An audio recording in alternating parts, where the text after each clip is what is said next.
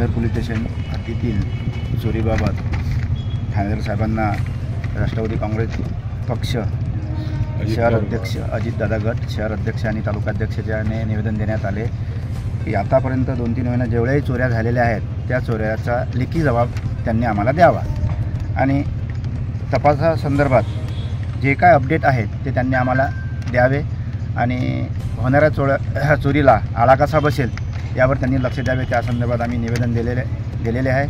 सविस्तर माहिती आपले शहर अध्यक्ष अमोलदादा देतील अशी मी त्यांना आज राष्ट्रवादी काँग्रेस पार्टी अजितदादा पवार गट मूर्तिजापूर पोलीस स्टेशन शहर आज आम्ही इथं 2-3 महिन्यामध्ये जे चोरीचे हे प्रकरण झालेले आहे त्या विषयावर आम्ही जाधव साहेबांना एक निवेदन दिलेलं आहे।